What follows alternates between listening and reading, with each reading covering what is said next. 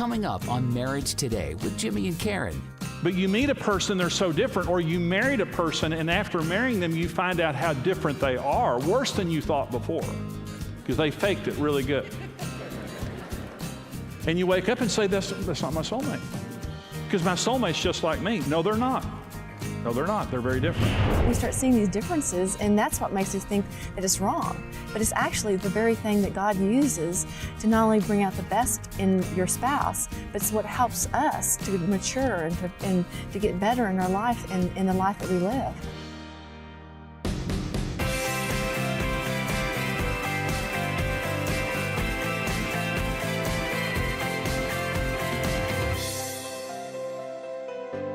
So this message is called Becoming One Soul.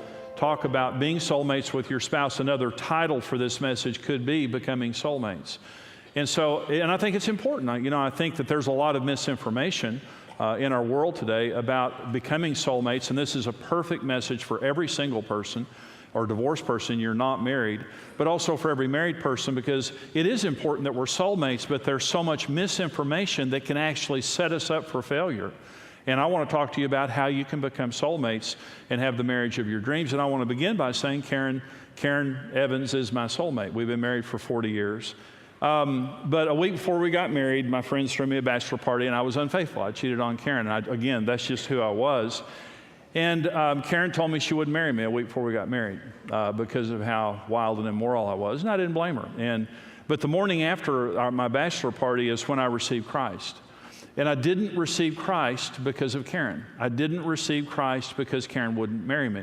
I received Christ because sin lied to me. I was a very good sinner. I was an extremely good sinner. I woke up every day with a desire to sin, and every day I went to bed very successful. But empty. And I had all these things I wanted to do. I didn't have anything that I wanted to do that I didn't do. Sin. But I went to bed empty, and I would lay in bed empty after parties and fraternity parties and all this, stuff that I did, and I would think, why am I not happy? I feel lonely, and I feel empty. And so the night of my bachelor party was another example. All my friends were there. We did everything that you would think would make you happy, all the things the world says would make you happy, and I went to bed empty, and I woke up and I looked at myself in the mirror, and for the first time I felt bad. I had no conscience. I never felt bad about anything I did. I felt good about it. And I woke up that day and I felt bad, and Karen said she wouldn't marry me. I told her what I'd done, and I said, Jesus, I'll serve you for the rest of my life, and I'll never turn back. And I've served him all of my adult life, and I've never turned back.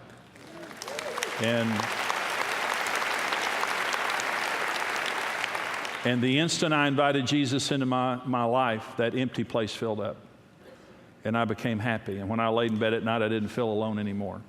Something had changed, and Jesus told me the truth. And Jesus was the reality in my life that I had been looking for. So Karen told me she wouldn't marry me, but after a couple of days, I lost all my friends that day. And Karen began to hear about, the fact that I had changed and lost my friends. And so we began to talk, and we decided to go ahead and get married. In our wedding, we got married. We had a destination wedding at Karen's parents' house. We got married in her parents' living room. It was a very small wedding. Very awkward wedding. Her parents hated me, and I hated her parents. And I'd only been a Christian for a week. I didn't know it was wrong to hate, so I still hated them. And Karen's mother had a Bible study praying that we wouldn't get married, okay? And those were the women doing our wedding. Now this is our wedding picture, okay? Just look at this picture. This is God love us. God, isn't Karen beautiful? And I haven't changed a bit. Okay. We had the most awkward wedding ever.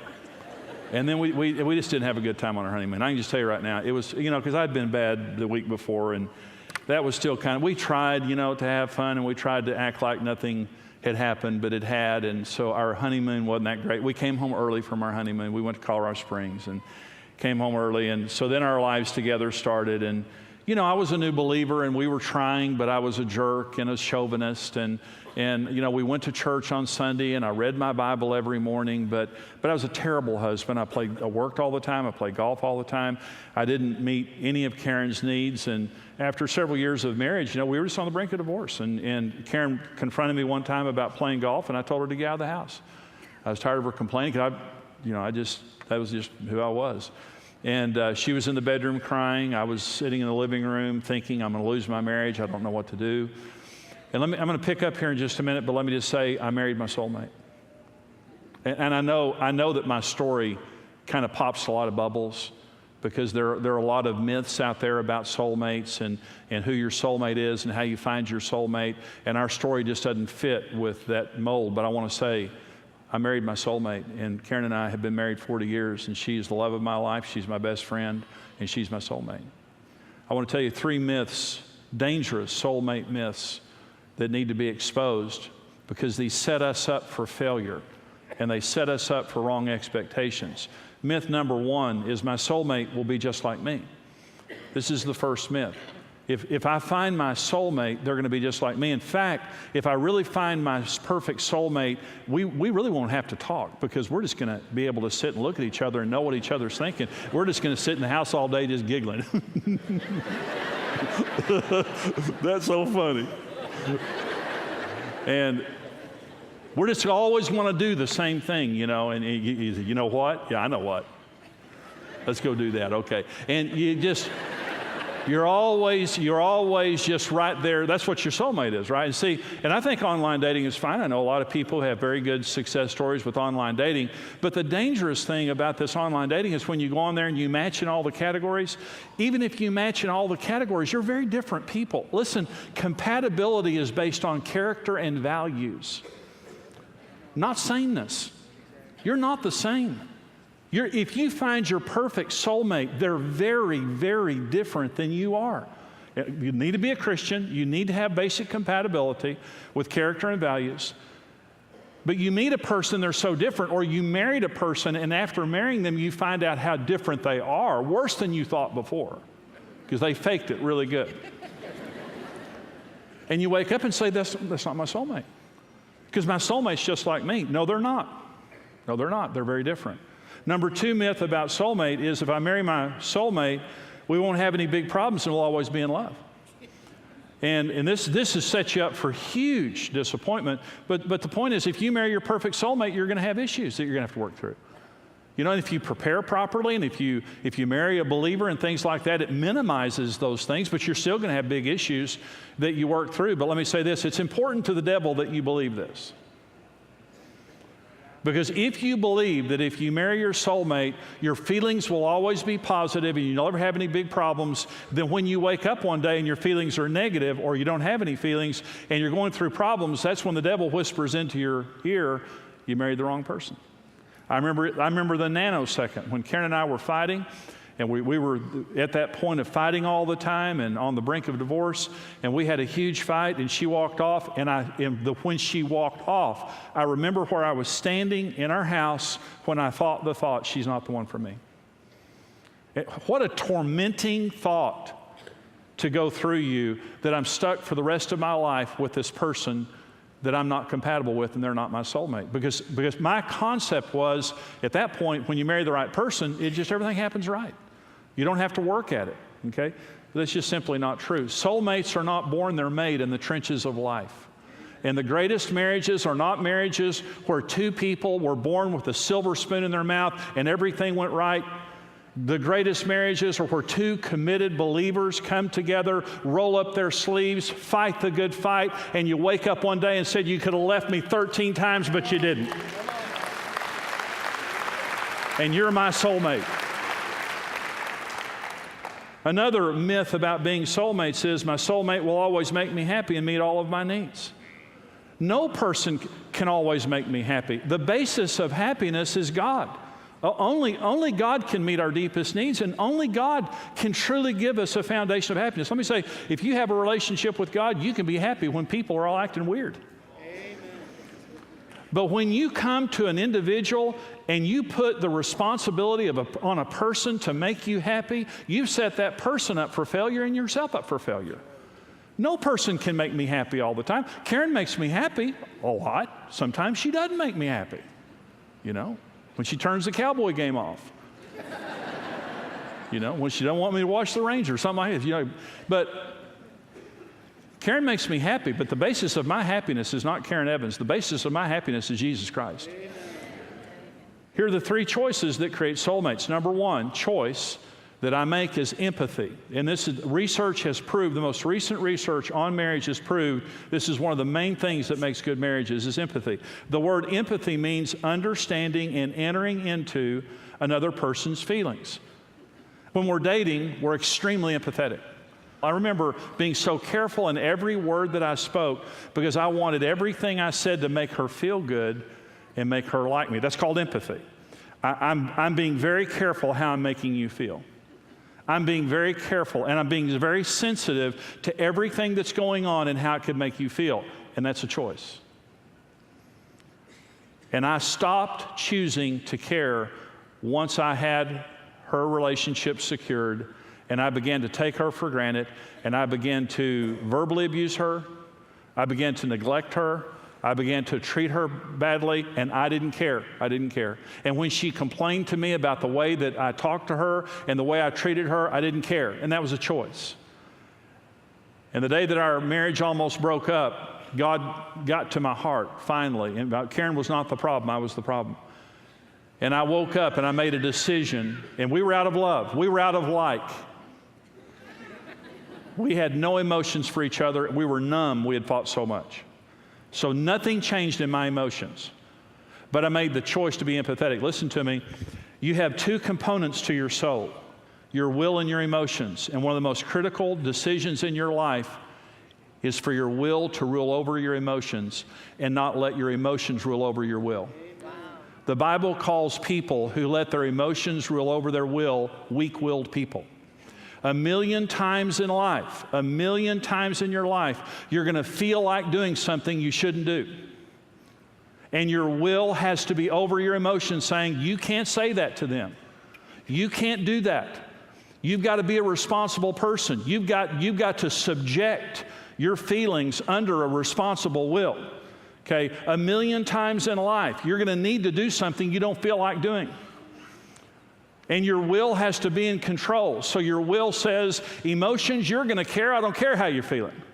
You're going to care. And I woke up that morning when Karen and I were on the brink of divorce. I woke up that morning and I made the decision to care. Isn't it great that we can do that? It's not luck. It's not fate. It's not chemistry. It's choice. And my soulmate was sitting right there, hurting. And I didn't care the day before. And that day I woke up and I decided, I'm turning my heart back to Karen. And here's the way empathy thinks. Here's the way empathy thinks. I wonder what it would be like to be married to me.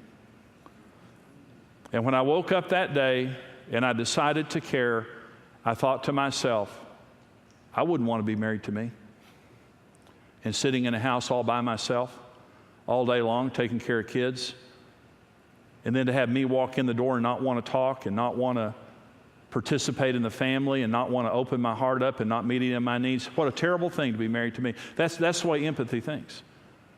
I wonder how they feel. I wonder how my words are making them feel. I wonder how my silence is making them feel. I wonder how my absence is making them feel. I wonder how my sarcasm is making them feel. That empathy puts itself into another person's feelings and cares, and it's a choice.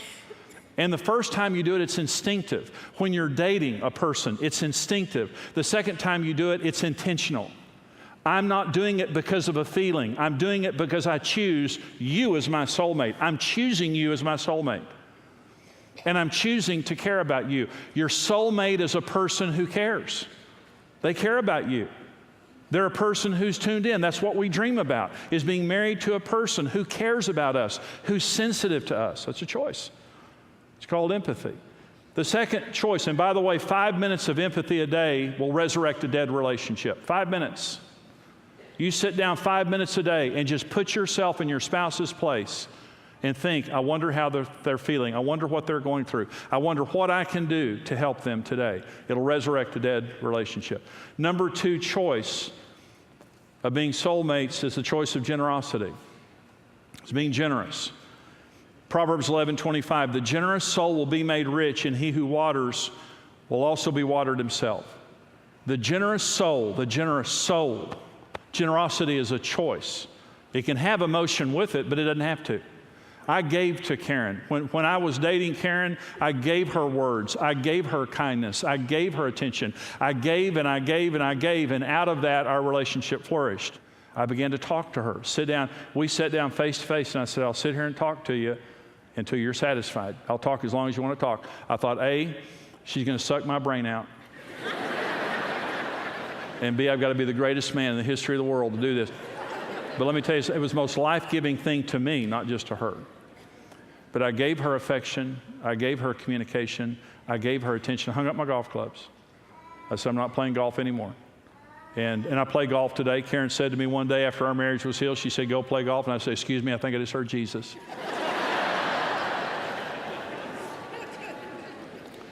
But generosity, one of the most important things that it's a choice. But my soulmate is a person who is a giver. And my soulmate is a person that I invest in. And so, you want to be married to a person who's generous with you. And that's what soulmates mean. But it begins with me. Listen, I'm not going to stand back and demand something from Karen I'm not willing to do. And by the way, you don't just reap what you sow, you reap where you sow. You can sow in everybody else all day long. But if you're not sowing into your marriage, you're not going to reap from your marriage. And by the way, when you sow your soul, you reap a soul. And that's how you become soulmates. When you give your soul to your spouse, you'll reap their soul. And that's how you bond and become one. One more thing. The third choice is the choice of priority. And that is making your marriage first. Marriage only works in first place. It won't work in any other place. It's got to be before your children, before your work, before church, before anything else except your personal relationship with Jesus Christ. In my relationship, I put Karen first, and we do this. When we're dating, when we're pursuing each other, we put each other first, and then the demands of life, the busyness of life, whatever comes up, we just begin to, in real terms. See, I told Karen that she was first, but she wasn't. Work and golf and friends and everything else were first. But when I hung my golf clubs up and I said no to other things, it proved to Karen in real terms that she was first. Your soulmate is someone who puts you first. Your soulmate is someone who gives to you. Your soulmate is someone who cares about you. But it begins with you. I hope you enjoyed that teaching. You know, we have an entire 5-part series called Becoming One, and what you just saw there is just a small part of this entire series. This is a new seminar that we've done along with Nancy Houston and also Caroline Leaf, Dr. Caroline Leaf, talking about becoming one soul, becoming one mind, becoming one flesh, becoming one heart. And I'm also talking about the 7 inhibitors of intimacy. And so I hope that this program today was a blessing to you. There's so much more, though, to the entire seminar and conference that we did called Becoming One that can really change your marriage. In fact, it can change your family. All around you, people all around you can be changed. I want to encourage you right now to support us financially here at Marriage Today.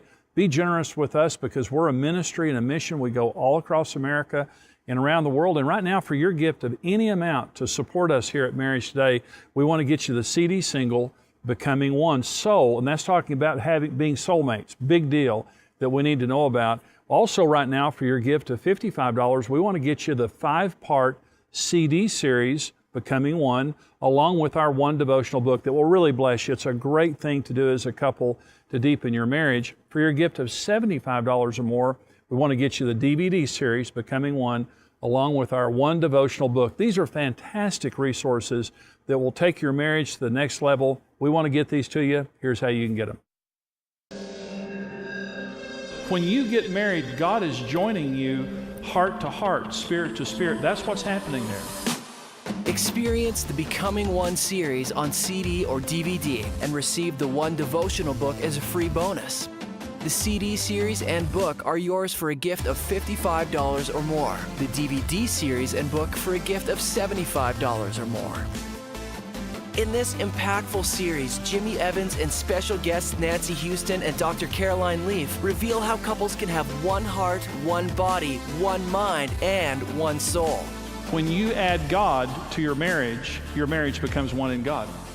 When you support Marriage Today with a gift of any amount, we'll send you the CD single, Becoming One Soul. Soulmates are not born, they're made in the trenches of life. Discover the secrets to having a thriving relationship. Experience the joy of becoming one.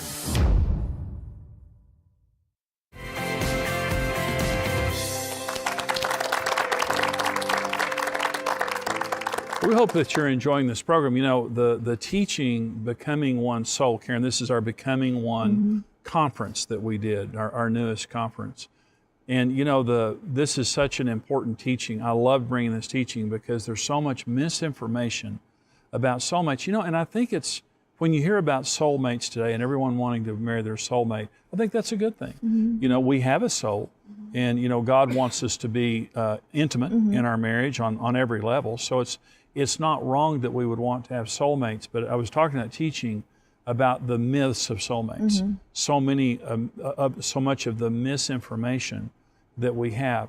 And when we got married, and I told the story of, you know, how we met and got married, and how dysfunctional it was. It was awful. You know, when we got married, you know, I hated your parents, they hated me, I hated all the women in there because they had been praying that we wouldn't get married. And you know, when you think of marrying your soulmate, we just we didn't do anything right, but we ended up being soulmates. Yeah. Because of the Lord. And it was a lot of hard work. That's, you know, as you well know. But, you know, I think about, like you're saying, that the society thinks that you just marry your soulmate.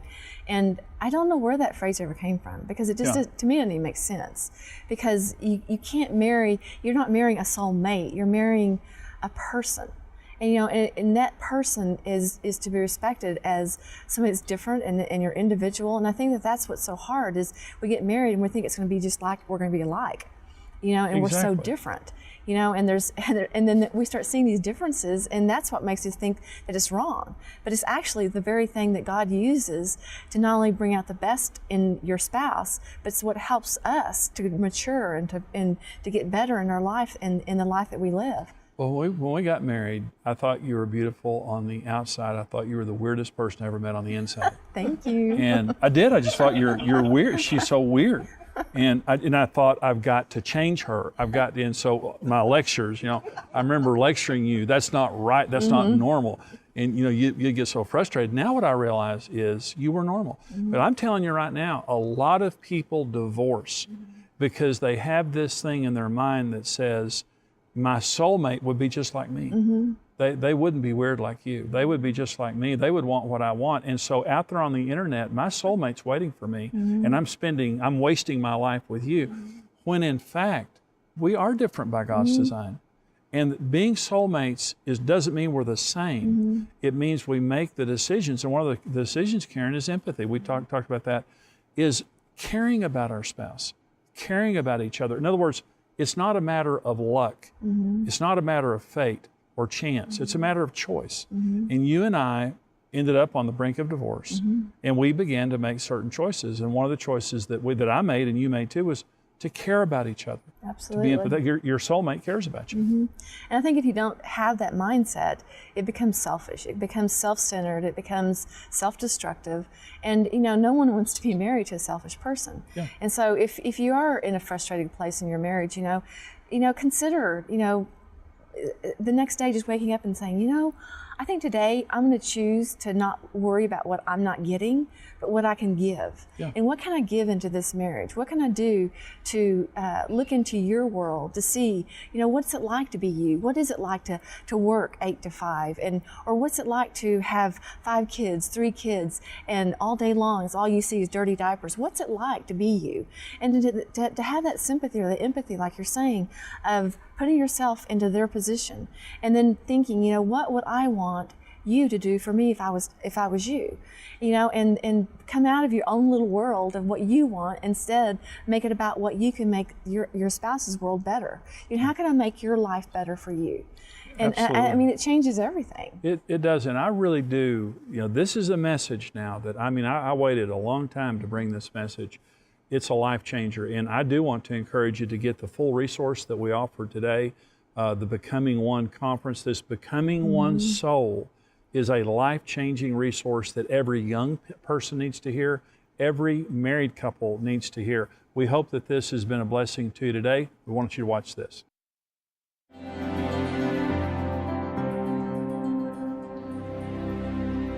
I hope you're enjoying today's program. You know, in our society, marriage is under attack, and we all know that. Family is under attack. But here at Marriage Today, we believe that the power of God is greater than any other power. And we believe that the power of God's Word is more powerful than any lie or deception that can be told. And many people who are failing in marriage, they're not evil people. They just don't know any better.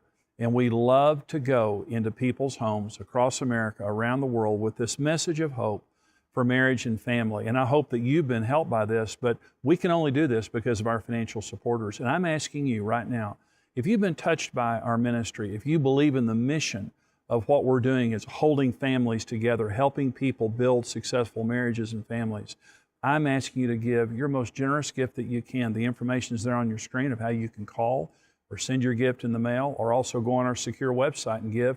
And you can also become a monthly partner and get a special resource only our partners receive. Here's more information on how you can do that. When you stand with Marriage Today, your individual effort multiplies with other like-minded partners. And together, we can rebuild the dream of marriage for couples around the world. I would recommend becoming a rock-solid partner because you are grafting into a group of individuals that are committed to restoring marriage to this country, and that's something we want to be a part of. In pursuit of this vital mission, Marriage Today utilizes a daily television broadcast, multiple live events, a comprehensive online outreach, and hundreds of marriage-building resources. Your partnership is literally making every facet of this ministry possible. And that means couples are receiving the help and hope they need to take their marriage to the next level of fulfillment and intimacy. We enjoy the resources, we enjoy all of it, but I think just knowing that we're touching the lives of so many other marriages, creating an atmosphere for them to get the help they need. Being a rock-solid partner with Marriage Today grants you immediate access to an exclusive library of the ministry's resources and intimately connects you with our mission of helping couples succeed in marriage. We're proof that the ministry is beneficial and that it works. It has helped to save us, and that means that our children get to grow up with two parents in a home together. It makes a difference in our lives every single day that I couldn't imagine not being a partner. Everyone has something to give. And there are millions of unreached couples who desperately need the marriage-strengthening resources of Marriage Today. That's why we need you to join us. Become a rock-solid partner with the ministry and mission of Marriage Today. Thank you for watching Marriage Today with Jimmy and Karen. Support Marriage Today with your best gift and receive the series Becoming One. Buy or stream, rent or download Marriage Today content, workshops, and more. Visit now.marriagetoday.com. Don't miss the first ever XO Marriage Conference. Host this global simulcast at your church or find a host site by visiting marriagetoday.com/simulcasts. Become a rock-solid partner today and connect with the mission of Marriage Today. Together, we can help couples succeed in marriage. This program is made possible by the generous support of our faithful partners.